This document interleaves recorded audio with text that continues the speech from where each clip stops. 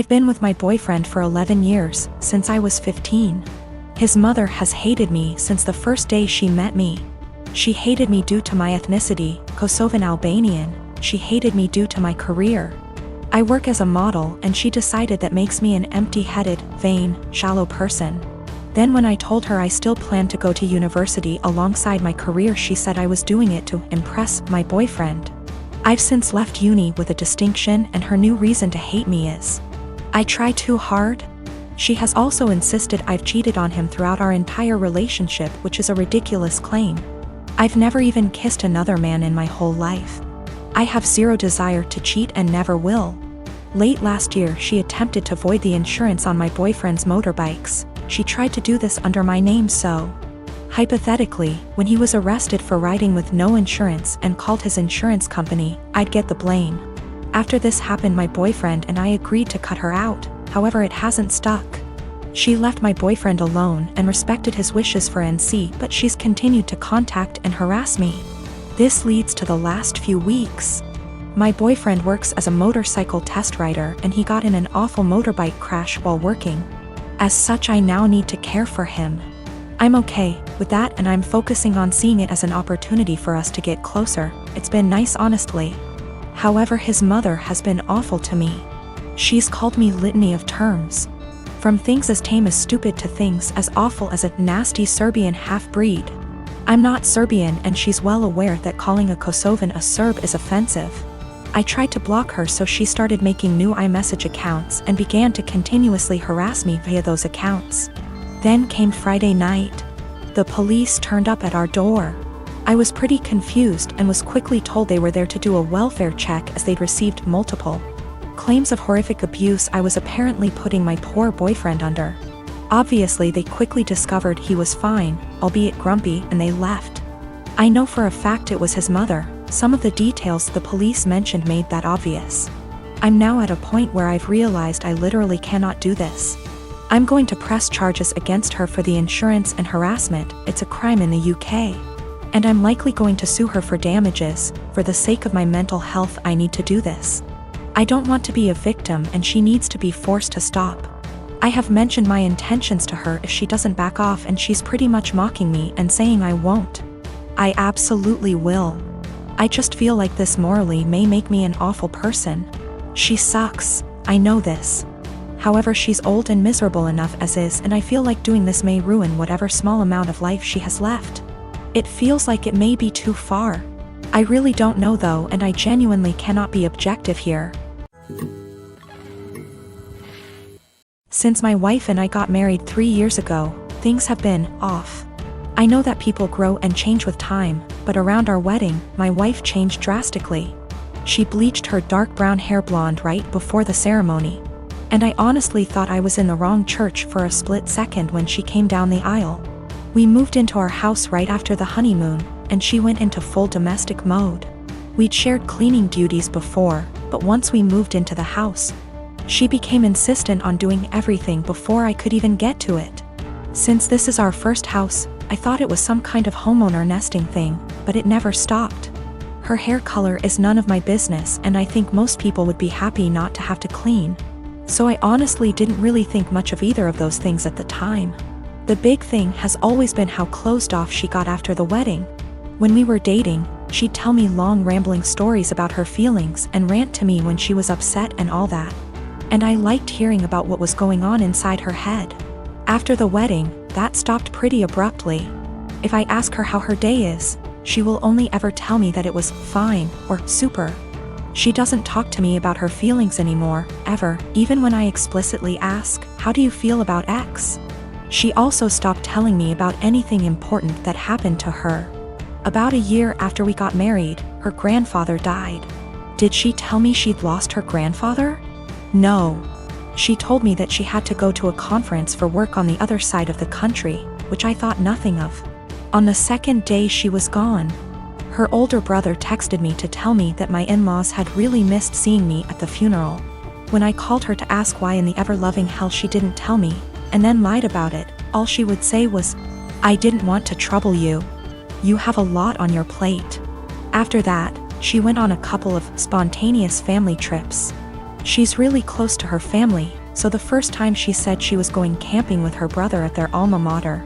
I didn't think a lot of it other than to be slightly disappointed and confused that I wasn't invited, because her brother's cool and the three of us go camping together a lot.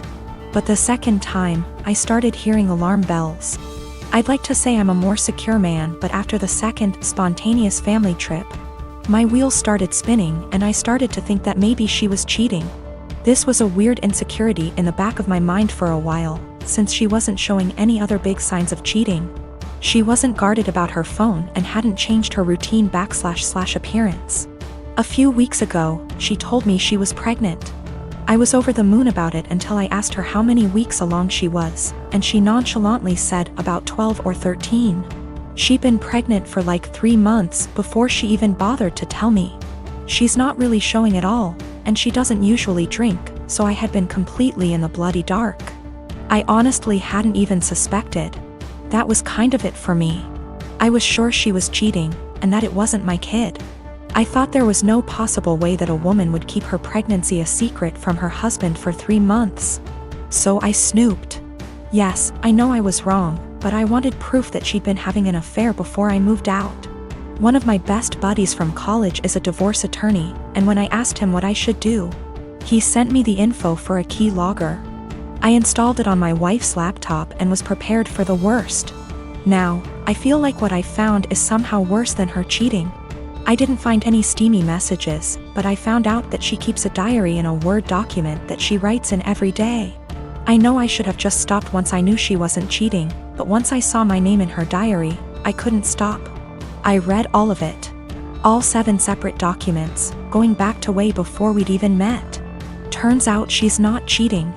She's depressed, hates herself, and has absolutely no trust in me. All of the stuff I've been confused and bothered by has some kind of sad, self-loathing explanation. She hates having blonde hair, but she writes, I know he'd divorce me if I went back to being a brunette. Because wives are supposed to be blonde almost every week. The wives are supposed to be thing is tangled up in everything. She thinks wives are supposed to be quiet, which is why she doesn't talk to me anymore.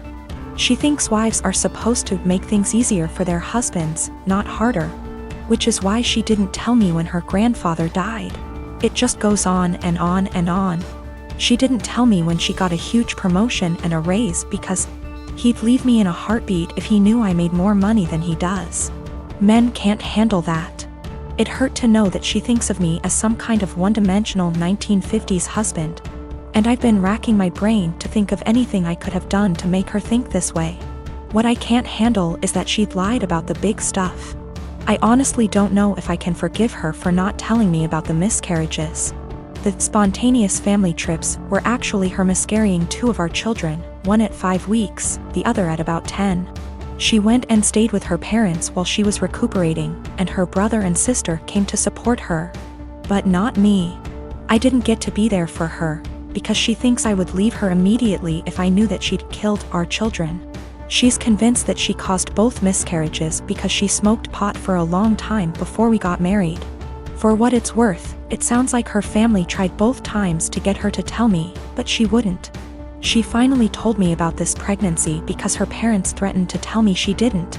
I'm just absolutely confused. I don't even know what to think right now. I'm just so baffled because everything she says about me in her diary is insanely nice.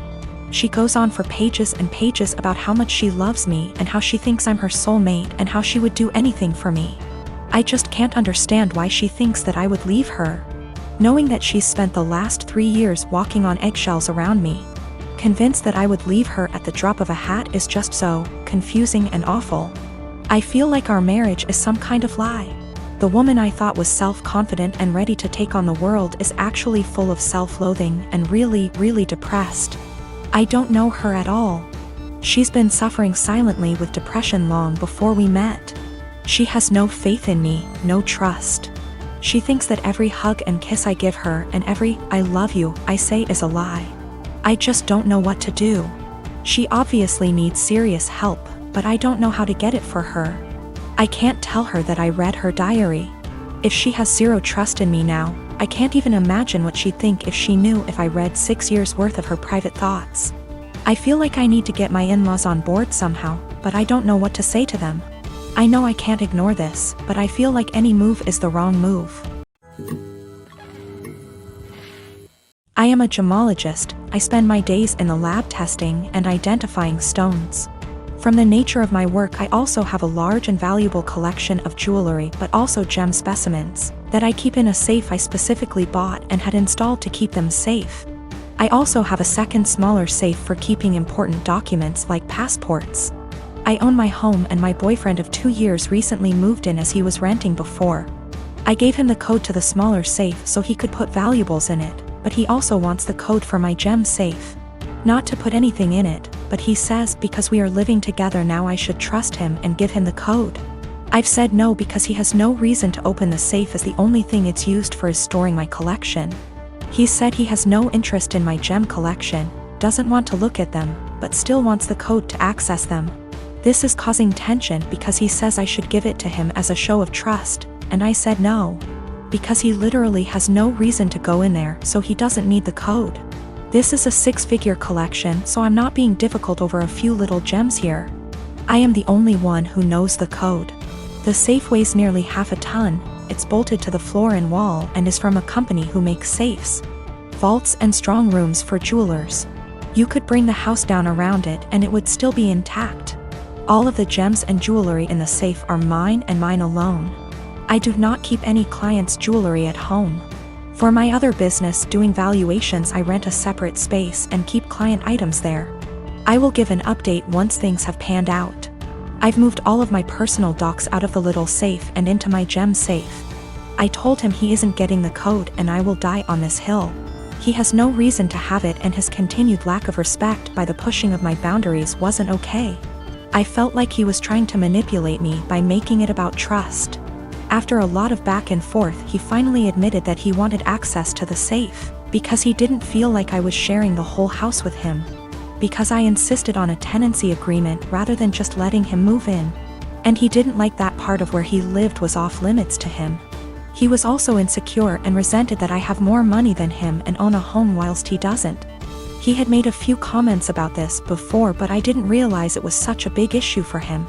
He also said that by keeping him out of the safe made him feel like I thought he was lesser than me, and that it made him feel like I was treating him like a child. I told him if that's how he feels, then this is not the right relationship for either of us, and that it was best we break up. He was shocked that I was ending things over this, cried and asked me to reconsider. When I said no, he then got angry. Called me a stuck-up B*TCH, said he was better off without me anyway, and went to his friends. I told him via text he had 30 days before he had to leave, as per the tenancy agreement. So he didn't need to stay at a friend's. He said he would be gone by the end of the week. 2 days later he came back and packed up all of his stuff and left. He's staying with his friend now. I have changed all the locks. I have an alarm and CCTV system that's professionally monitored, and I have changed the verbal password I have to give when you call up as a precaution. I've checked all of my collection and it hasn't been touched. I also am giving my solicitor the code and safe deposit details to be passed to my executor in the event of my death. I feel horrible because despite all of this I love him. I should have a partner who not only respects my boundaries but takes an interest. I'm pretty cut up right now and missing him, but I know I'll be okay. I have great friends and family around me. Also, diamonds are a girl's best friend, and I have a few knocking around to help cheer me up. I have been living with my new wife and stepdaughter for about 6 months now. She's 19, almost 20, and I have 3 sons aged 18, 16 and 15. She's a really good kid and she's a good influence on my sons. I really enjoy having her around. My wife and her daughter moved into my house and sold theirs. My stepdaughter's father isn't present in her life, nor is my son's mother. All 4 children share a bathroom. My sons have never lived for a long period of time with a woman, nor have any of them had long-term girlfriends. They had short visitation periods when they were younger, but never longer than an hour. So living with 2 women has been unusual for them.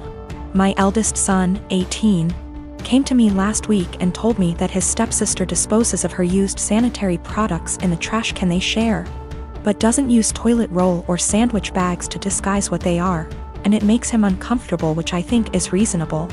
My sons are teenage boys and don't want to see their stepsister's period products on full display. A few nights ago I went into the kitchen to grab a snack and she was there doing some work for university. My wife had mentioned that she knew she was on her period, so I took it as an opportunity to have a word with her. I told her my sons were uncomfortable and asked her if she'd mind putting her used products in diaper bags or flushing them down the toilet. She laughed and told me it was rich coming from a man who sheds like a gorilla and has produced 3 skid-marking sons, which I thought was just an unnecessary attack. I've been nothing but nice to the girl and it's hardly a comparison. My sons shouldn't be subjected to her unhygienic products if it makes them uncomfortable.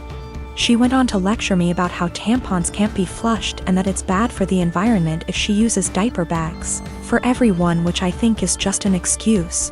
I called her a scruff and told her that this was my house and that what I say goes.